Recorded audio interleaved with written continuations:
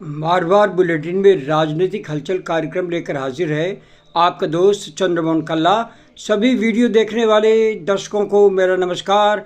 राम राम ने खम्मा गणिसा। गलती करने के क्या अंजाम होते हैं, सचिन पायलट पर अशोक गहलोत के बयान ने फिर मचा डाली हलचल। जाने क्या कहा अशोक गहलोत ने।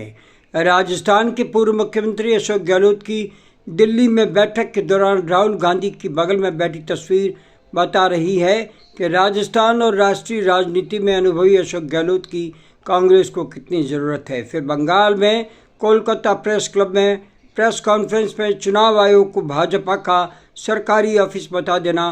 कांग्रेस में अशोक गहलोत अभी भी नंबर 1 बने हुए हैं, लेकिन दिल्ली की बैठक के बाद जयपुर आकर उनका सचिन पायलट पर बयान भारतीय जनता पार्टी की उम्मीदों पर पानी फेर गया है। गहलोत ने सचिन पायलट को लेकर एक ऐसा बयान दिया है जिसने सियासी हलकों में नई बहस छेड़ दी है।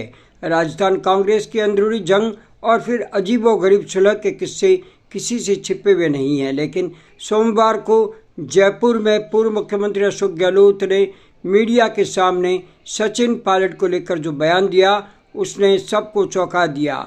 गहलोत ने न केवल पायलट का बचाव किया बल्कि बड़े ही दिलचस्प अंदाज में उनके पुरानी बागी तेवरों पर भी चुटकी ले ली।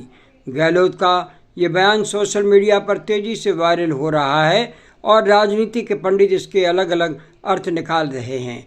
भारतीय जनता पार्टी का तंज और गहलोत का जवाब। पूरा मामला जब शुरू हुआ जब पत्रकारों ने गहलोत से भाजपा प्रभारी के उस बयान पर सवाल पूछा जिसमें उन्होंने सचिन पायलट को बहरूपिया बताते हुए कहा था उनकी एक टांग कांग्रेस में रहती है और दूसरी पता नहीं कहाँ। इस पर गहलोत ने इत्तेफाक से जवाब दिया, सचिन पायलट की दोनों टांगें अब कांग्रेस में ही है और कांग्रेस में ही रहेगी, अब उन्हें अनुभव हो गया है।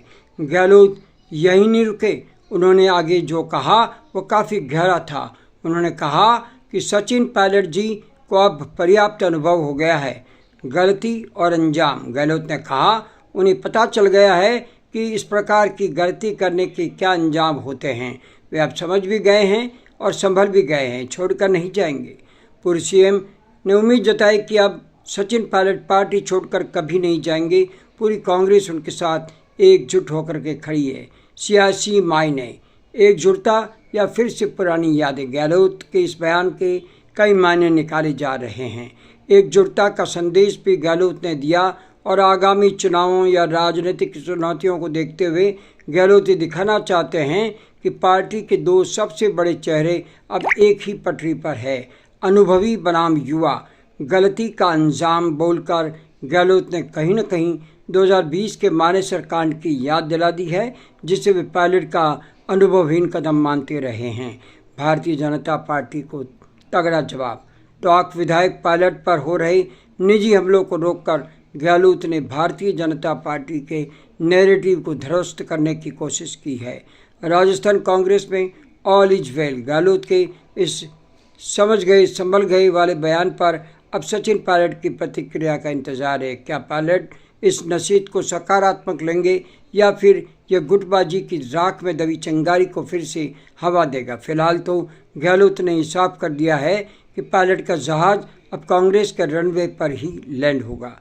दोस्तों, कैसा लगा हमारा बुलेटिन? अगर पसंद आया हो तो सब्सक्राइब करना ना भूलें, शेयर करें, लाइक करें।